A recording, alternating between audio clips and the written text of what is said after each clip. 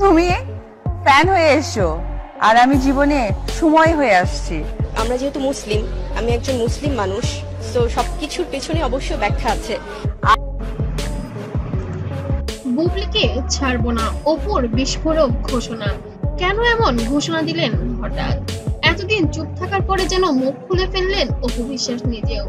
অবশেষে মুখ খুললেন অপু বিশ্বাস। অনেক গুঞ্জন, অনেক জল্পনা কল্পনার পর তিনি জানালেন বুবলিকে ছাড়বো না।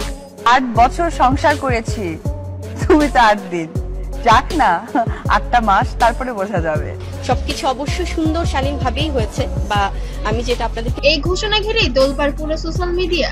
সাকিব খান, অপু বিশ্বাস আর বুবলিকে ঘিরে বছর জুড়ে চলছে নানা বিতর্ক, কিন্তু এবার অপু সরাসরি বললেন, আমি কাউকে সরিয়ে দিতে চাই না, বুবলিকে ছাড়বো না। তার এই বক্তব্য শোনার পর ভক্তরা অবাক, আবার প্রশংসায় ভাসাচ্ছেন অপুকেও। অপু বিশ্বাস বলেন, আমি সব সময় চাই পরিবারের বন্ধন অটুট। মেকআপ গুলো অপুই করেছিল, বিকজ আমাদের মেকআপ ম্যানের একটু ফ্যামিলি প্রবলেম হয়ে যাওয়াতে অনেক গুণ আছে অপুর। No. আমি আবার শুনেছি আপনি ব্যক্তিগত জীবনে যে কোনো ভুল বোঝাবুঝি দূরে সরিয়ে আমরা একসাথে থাকতে পারি। এই বক্তব্য থেকে স্পষ্ট তিনি আর কোনো ঝগড়া ঝামেলা চান না, বরং তিনি বুবলিকে নিজের জীবনের অংশ হিসেবেই মেনে নিয়েছেন।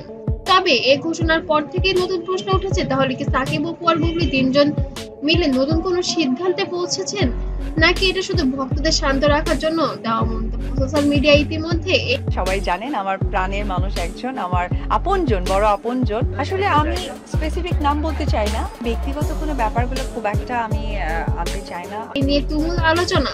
অপু বিশ্বাসের এই ঘোষণার সাথে সাথে একটি গোপন তথ্য ফাঁস হয়েছে। শোনা যাচ্ছে শিগগিরই সাকিব, অপু, বুবলিকে নিয়ে বড় কোনো প্রজেক্ট আসতে পারে। যদি সেটা সত্যিই হয়, তবে নিঃসন্দেহে এটা হবে বছরের সবচেয়ে বড় চমক। বুবলিকে ছাড়বো না, অপুর এই কথা কি তাদের সম্পর্কের নতুন শুরুর ইঙ্গিত, নাকি এর পেছনে লুকিয়ে আছে আরো কোনো রহস্য? আপনি কি মনে করেন? কমেন্টে জানাতে ভুলবেন না।